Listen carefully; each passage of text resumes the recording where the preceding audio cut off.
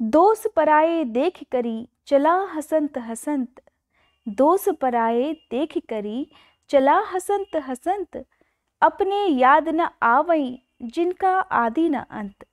कबीरदास जी कहते हैं, हम दूसरों के दोष देखकर तो हंसते रहते हैं, उनकी कमियों का हम उपहास भी करते हैं, लेकिन हम अपने उन दोषों और उन गलतियों को, अपनी उन कमियों को याद तक नहीं करते जिनका ना तो कोई आदि है और ना ही अंत। इसलिए हमें दूसरों का मजाक बनाना छोड़कर अपने ऊपर ध्यान देना चाहिए। ओम नमः शिवाय। आप सभी का मेरे YouTube चैनल पर हार्दिक स्वागत है। आज की इस वीडियो में मैं आपको बताने वाली हूँ भौम प्रदोष व्रत के बारे में। कार्तिक मास के शुक्ल पक्ष में पड़ने वाला यह प्रदोष व्रत कब से कब तक रहने वाला है, त्रयोदशी तिथि कब से कब तक रहेगी, सूर्योदय सूर्यास्त का समय क्या रहेगा, प्रदोष काल का समय क्या रहेगा, और साथ ही आज के दिन जो व्रत कथा सुनी जाती है वो भी मैं आपको बताऊंगी। और मैं आपको बताऊंगी इस दिन भगवान शिव की पूजा आप कैसे घर पर भी आसानी से कर सकते हैं। अगर आप पहली बार प्रदोष व्रत कर रहे हैं तो आपको कुछ ऐसी बातें हैं जिनका ध्यान रखना चाहिए, क्योंकि जब भी आप पहला व्रत प्रारंभ करते हैं तब आपको कुछ बातों का संकल्प लेना होता है। तो ये बातें कौन कौन सी हैं, इस बारे में बताने से पहले मैं आपको बता देती हूँ कार्तिक मास के शुक्ल पक्ष में पड़ने वाले प्रदोष व्रत की तिथि और शुभ मुहूर्त के साथ साथ प्रदोष काल के समय के बारे में भी। प्रदोष व्रत भगवान शिव को समर्पित होता है और हर महीने के कृष्ण पक्ष और शुक्ल पक्ष में आता है।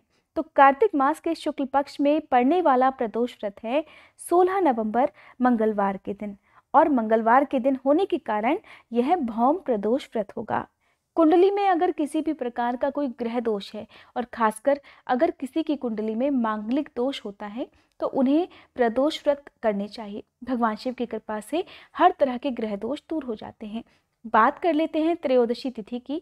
तो त्रयोदशी तिथि प्रारंभ हो रही है 16 नवंबर सुबह 8:03 से, जिसकी समाप्ति होगी 17 नवंबर की सुबह 9:50 पर।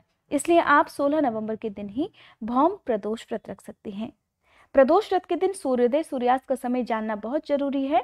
तो सूर्योदय का समय रहेगा सुबह 6:45 और सूर्यास्त का समय रहेगा शाम 5:38 पर। साथ ही चंद्रोदय का समय भी जान लेते हैं। शाम 4:01 पर चंद्रोदय का समय रहने वाला है।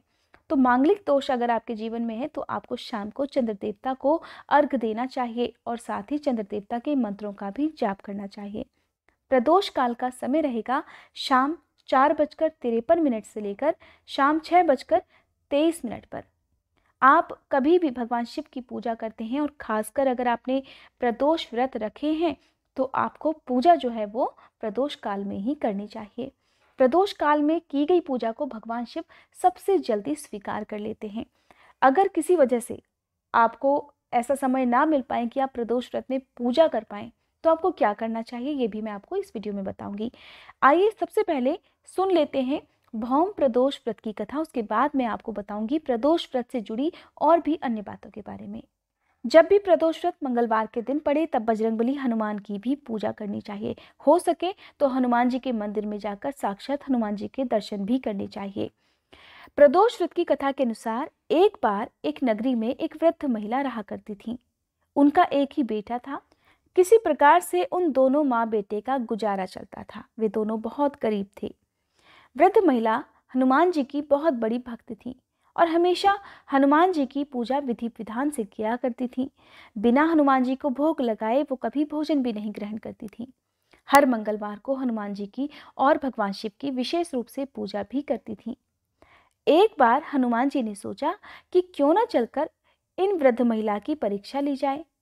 इस बात को आप सभी जरूर ध्यान में रखिएगा कि जब भी हम संकट में होते हैं, चारों तरफ से हमारे आसपास दुख ही दुख हो, तो जरूर ऐसे समय में हमारी कोई बहुत बड़ी मनोकामना पूर्ण होने वाली होती है, क्योंकि भगवान भी अपने भक्तों की मनोकामना पूर्ण करने से पहले उनकी परीक्षा अवश्य लेते हैं। वे देखना चाहते हैं कि उनकी भक्ति सच्ची है या केवल एक दिखावा। तो इसी प्रकार से बजरंगबली हनुमान एक साधु का वेश धारण कर उस वृद्ध महिला के घर पहुंच गए और उन्होंने बाहर से ही आवाज लगाते हुए कहा कि कोई है जो मेरी इच्छा को पूर्ण कर सकता है। अंदर बैठी वृद्धा ने जब बाहर से आवाज सुनी तो जल्दी से बाहर आ गई। अब उन्होंने बाहर साधु को देखा, हाथ जोड़कर साधु को प्रणाम किया और कहा कि हे महाराज, आप अपनी इच्छा बताइए। इस पर हनुमान जी ने, जो कि साधु का रूप धारण किए हुए थे, कहने लगे, मुझे भूख लगी है और मैं भोजन करना चाहता हूँ। एक काम कीजिए, आप थोड़ी सी जमीन लीप दीजिए। इस पर वृद्ध महिला हनुमान जी से कहने लगी कि हे महाराज, अगर आप जमीन लीपने के अलावा और कोई काम कहें तो मैं उसे अवश्य पूरा कर दूंगी। अब हनुमान जी ने उस वृद्ध महिला को अपनी बातें पूरा करने के लिए वचन ले लिया। उन्होंने कहा, ठीक है, अपने बेटे को बुलाओ, उसकी पीठ पर आग जला दो, उस पर ही वो अपना भोजन बनाएंगे। हनुमान जी की बात सुनकर वृद्ध महिला बहुत परेशान हो गई, क्योंकि उसका तो इकलौता ही बेटा था। अब वो करे भी तो क्या करे? उसने तो साधु महाराज को वचन दे दिया था। आखिरकार उसने बड़े दुखी मन से अपने बेटे को बुलाया और हनुमान जी को सौंप दिया। हनुमान जी ने उसके बेटे को जमीन पर लिटा दिया और वृद्धा से कहकर उसकी पीठ पर आग जलवा दी। वृद्धा महिला आग जलाकर अपने घर के अंदर चली गई, क्योंकि वो अपने पुत्र को इस हाल में देख ही नहीं सकती थी।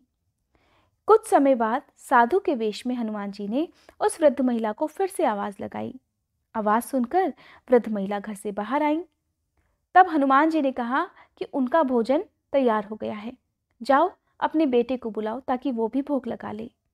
इस पर वृद्ध महिला रोते हुए कहने लगी कि हे महाराज, कृपया आप तो मुझे ऐसा कहकर कष्ट और मत दीजिए। लेकिन हनुमान जी अपनी बात पर अडिग थे। उन्होंने वृद्ध महिला से फिर कहा कि जाओ और अपने बेटे को बुलाओ। वृद्ध महिला जानती थी कि उसका बेटा तो अब तक जीवित ही नहीं बचा होगा। किसी प्रकार रोते हुए बड़े दुखी स्वर में वृद्ध महिला ने अपने बेटे को भोजन करने के लिए पुकारा। और देखिए चमत्कार, पुकार सुनते ही उसका बेटा दौड़ा दौड़ा अपनी माँ के पास आ गया। वृद्ध महिला ने जब साक्षात अपनी आंखों के सामने इस चमत्कार को देखा तो वो साधु महाराज के चरणों में नतमस्तक हो गई। तब हनुमान जी ने वृद्ध महिला को साक्षात दर्शन दिए और आशीर्वाद देकर वहां से अंतर्ध्यान हो गए। बिना मांगे ही वृद्ध महिला के घर में धन के भंडार भर गए और दोनों माँ बेटे अब बड़ी खुशी खुशी रहने लगे। कहा जाता है कि प्रदोष व्रत रखने से आपकी मनचाही मुराद अवश्य पूरी होती है। किसी भी प्रकार का शारीरिक या मानसिक कष्ट हो तो ऐसे में कम से कम 1 साल तक प्रदोष व्रत करनी चाहिए। किसी भी व्रत को प्रारंभ करने के लिए शुक्ल पक्ष सबसे अच्छा समय माना जाता है। तो अगर आप प्रदोष व्रत प्रारंभ करना चाहते हैं तो शुक्ल पक्ष, जो कि कार्तिक मास का शुक्ल पक्ष है और सभी मासों में सबसे उत्तम मास भी है, तो आप अपने प्रदोष व्रत प्रारंभ कर सकते हैं। आपको पहले दिन हर प्रकार के नियमों का भी संकल्प लेना होता है, जैसे कि आप कितने प्रदोष व्रत रख सकते हैं या दिनों के हिसाब से जो भी प्रदोष व्रत पड़ते हैं आप उन्हें भी रख सकते हैं। देखिए, कुछ लोग केवल कृष्ण पक्ष के प्रदोष व्रत रखना चाहते हैं तो उन्हें कृष्ण पक्ष से ही अपने प्रदोष व्रत प्रारंभ करना चाहिए, और जो केवल शुक्ल पक्ष से प्रारंभ करना चाहते हैं उन्हें शुक्ल पक्ष से ही प्रारंभ करना चाहिए। यदि आप चाहते हैं कि आप महीने में दोनों जो प्रदोष व्रत पड़ते हैं उन्हें रखना चाहते हैं तो आप शुक्ल पक्ष से ही प्रारंभ करें तो ज़्यादा अच्छा होगा। अब देखिए, प्रदोष व्रत जो भी होता है उसमें आपको उस दिन मीठा भोजन ही ग्रहण करना चाहिए। लेकिन अगर किसी को कोई स्वास्थ्य संबंधी परेशानी है और मीठा आपको मना है, जैसे डायबिटीज़ है या कोई भी दिक्कत है, तो आप ऐसे में सेंधा नमक का प्रयोग कर सकते हैं। और देखिए, क्योंकि प्रदोष व्रत में जो है आपको कुछ नियमों का पालन सबसे पहले व्रत में रखना होता है, जैसे कि आप इस दिन फलाहार करना चाहते हैं या अगर आप फलाहार नहीं रह पाते हैं तो आप अगर सात्विक, शुद्ध सात्विक भोजन का प्रयोग भी करना चाहते हैं तो उसका संकल्प भी आपको पहले दिन ही रखना होता है। और फिर उसी के नियमों का पालन आपको जितने भी आपके प्रदोष व्रत हैं उतने दिनों तक आपको रखना होता है। हर प्रदोष व्रत में इन्हीं नियमों का आपको ध्यान रखना है। प्रदोष व्रतों की संख्या जब पूरी हो जाए तो आपको उद्यापन भी करना चाहिए। वैसे तो देखिए, आप 1 साल तक प्रदोष व्रत रख सकते हैं। अगर 1 साल तक ना रख पाए तो आप 7, 11 या 21 या 51 प्रदोष व्रत, जैसी भी आपकी श्रद्धा है, जितना भी आप रख सकें उतने प्रदोष व्रतों की संख्या का आप संकल्प जरूर ले लें। अब देखिए, अगर जिन महिलाओं को या लड़कियों को प्रदोष व्रत करते समय पीरियड्स हो जाएं तो ऐसे में देखिए प्रदोष व्रत छोड़ना तो नहीं चाहिए। आप उस दिन मानसिक पूजा कर सकते हैं, लेकिन वह प्रदोष व्रत आपका काउंट नहीं होगा। आप जितने भी प्रदोष व्रत में आपको ऐसी समस्या आती है तो आप उतने प्रदोष व्रत एक्स्ट्रा रखकर आप जो है संख्या पूरी कर सकते हैं और फिर बाद में उद्यापन भी कर सकते हैं। प्रदोष व्रत के नियम जो है वो बहुत ज़्यादा कठिन नहीं है, हर कोई इन व्रतों को रख सकता है। तो संकल्प लेते समय एक तो आपको अपना नाम, अपने कुल गोत्र का नाम ध्यान रखना है। इस प्रकार कहना है कि हे प्रभु, हे भोलेनाथ, आज मैं पहली बार प्रदोष व्रत रखने जा रहा हूँ। जैसे कि आपको उस महीने का, उस पक्ष का भी नाम लेना है, प्रदोष व्रत का नाम भी लेना है संकल्प लेते हुए। जैसे कि मैं आपको बताती हूँ, हे भोलेनाथ, आज मैं कार्तिक मास के शुक्ल पक्ष का भौम प्रदोष व्रत रखने जा रही हूँ और मेरी जो भी मनोकामना है उसकी पूर्ति के लिए ये व्रत मैं 7, 11 या 21 की संख्या में करूँगी। आपकी कृपा से मुझे इन व्रतों को करने में कोई भी बाधा ना आए और मेरी जो भी मनोकामना है आपकी कृपा से वह शीघ्र से शीघ्र पूरी हो और मैं इन व्रतों की संख्या पूरी होने के बाद निश्चित समय पर उद्यापन भी अवश्य करूँगी। अपनी सामर्थ्य के अनुसार कुछ ना कुछ दान भी करूँगी। बस इतना सा ही संकल्प आपको अपने पहले व्रत में रखना है और फिर आपको अपने व्रत प्रारंभ कर देने हैं। प्रदोष व्रत की जो पूजा विधि है वो आपको हमेशा एक जैसी ही रखनी चाहिए, चाहे वो कोई भी प्रदोष व्रत हो। बस दिनों के हिसाब से आप उन देवी देवताओं की पूजा अलग से जरूर कर सकते हैं जिन दिनों के हिसाब से प्रदोष व्रत पड़ते हैं। जैसे कि मंगलवार के दिन आप बजरंगबली हनुमान की पूजा भगवान शिव के साथ कर सकते हैं। बुधवार के दिन गणेश भगवान की पूजा जरूर करें। वैसे तो गणेश भगवान की पूजा हमेशा सबसे पहले जरूर की जाती है। गुरुवार के दिन अगर पड़ता है तो भगवान विष्णु की पूजा आप कर सकते हैं। शुक्रवार के दिन अगर शुक्र प्रदोष व्रत है तो भगवान शिव के साथ साथ माँ लक्ष्मी जी की भी आप पूजा कर सकते हैं। तो इस तरह से आपको ध्यान रखना है। अब देखिए, प्रदोष व्रत की जो पूजा होती है सुबह के समय, वो तो आप नॉर्मली भी कर सकते हैं। अगर आपके पास समय नहीं है, आप वर्किंग हैं, किसी प्रकार से आप मंदिर जाकर पूजा ना कर पाएँ या पूरे विधि विधान से पूजा ना कर पाएँ, तो आप सुबह ब्रह्म मुहूर्त में उठें, स्नान करें, साफ सफाई करें और उसके बाद साफ हल्के रंग के वस्त्र पहनकर आपको एक आसन पर बैठकर पूजा करनी चाहिए। सबसे पहले बात तो आपको व्रत में हर दिन जब भी आप व्रत रखते हैं हाथ में जल या पुष्प लेकर संकल्प लेना चाहिए और फिर सूर्य देवता को अर्घ दें। एक आसन पर बैठकर, अगर आपके घर में भगवान शिव की प्रतिमा है, तस्वीर है या शिवलिंग अगर आपने रखा हुआ है तो आप घर पर भी पूजा कर सकते हैं। भगवान शिव को भांग, धतूरा, बेलपत्र अर्पित करने से पहले अगर आपके पास शिवलिंग है तो गंगा जल से स्नान कराएं। अगर आपके पास प्रतिमा है तो गंगा जल छिड़क दीजिए, ये स्नान माना जाएगा। फिर आप अपनी श्रद्धा सामर्थ्य के अनुसार भांग, धतूरा, बेलपत्र आदि से भगवान शिव की पूजा करें। शिव जी के मंत्रों का आप जाप करें, शिव चालीसा का पाठ करें, शिव स्तोत्र का पाठ करें, माँ पार्वती की पूजा करें, गणेश भगवान की पूजा जरूर करें। पूरे शिव परिवार की पूजा आपको जो है वो हर प्रदोष व्रत में करनी चाहिए और खासकर आपको नंदी जी की पूजा जरूर करनी चाहिए। कहते हैं नंदी बाबा जो है वो भगवान शिव के कोतवाल माने जाते हैं। तो नंदी बाबा को अगर आपने प्रसन्न कर लिया, उनके कानों में अपनी मनोकामना आपने बोल दी, तो कहा जाता है फिर आपकी मनोकामना बहुत जल्दी पूरी हो जाती है। लेकिन आपकी श्रद्धा और विश्वास सबसे ऊपर है। अब आप सुबह की पूजा इस तरह से करें। सुबह के समय में आप कोई भी फल, दूध से बनी मिठाई का भोग भगवान शिव को लगा सकते हैं। अखंडित चावल का प्रयोग, देखिए ये बात आपको ध्यान में रखनी है कि प्रदोष व्रत में अखंडित चावल यानी कि जो चावल टूटे हुए ना हो उनका प्रयोग आपको करना है। टूटे हुए चावल प्रदोष व्रत में आपको कभी भी प्रयोग नहीं करने हैं। तो आप अखंडित चावल अक्षत जिस समय लगाते हैं भगवान शिव को तब भी प्रयोग करें। भगवान शिव को आप चंदन का तिलक लगा सकते हैं। और देखिए, माँ पार्वती की पूजा करना चाहते हैं आप और अगर विवाह संबंधी परेशानियों के लिए आप कर रहे हैं तो माँ पार्वती को सुहाग की सामग्री भी अर्पित कर सकते हैं, लाल फूल उन्हें अर्पित कर सकते हैं। शिवलिंग पर आप सुबह के समय गंगा जल, पंचामृत, शहद ये सब अर्पित कर सकते हैं, गन्ने का रस अर्पित कर सकते हैं। अब आरती करें, क्षमा याचना करें और व्रत की कथा आप सुबह को भी जरूर सुनें। अगर आपके पास समय नहीं है तो शाम को प्रदोष काल के समय व्रत की कथा आप जरूर सुने या पढ़ें, क्योंकि इसके बिना आपको व्रत का पूर्ण फल कभी प्राप्त नहीं हो सकता। और किसी भी पूजा पाठ में मंत्रों का भी विशेष महत्व होता है, चाहे वो आप केवल ओम नमः शिवाय इस मंत्र का भी जाप कर सकते हैं या हर हर गंगे, हर हर महादेव, इन मंत्रों का भी आप जाप कर सकते हैं। देखिए, इस तरह से तो आपको अपना व्रत प्रारंभ करना है। व्रत के दिन जैसा कि आप सभी जानते हैं, आपको कोई भी गलत काम नहीं करना है, ब्रह्मचर्य का पालन करना है, अपने मन को शांत रखना है, शुद्ध रखना है। चोरी, निंदा, झूठ, पाप, ना खुद करने हैं और ना ही ऐसे लोगों के संपर्क में आपको आना चाहिए। हो सके तो ज़्यादा से ज़्यादा आप मौन रहें। संभव हो तो आज के दिन आप किसी बैल को या गाय को हरा चारा खिलाएं। अब देखिए, जो शाम को प्रदोष काल का समय मैंने आपको वीडियो के शुरू में बताया, उससे पहले आप स्नान कर लीजिए, साफ स्वच्छ वस्त्र धारण कर लीजिए। आसपास कोई शिव मंदिर है तो वहाँ जाकर आप पूजा कर सकते हैं, नहीं तो आप अपने घर पर भी पूजा कर सकते हैं, कोई परेशानी की बात नहीं है।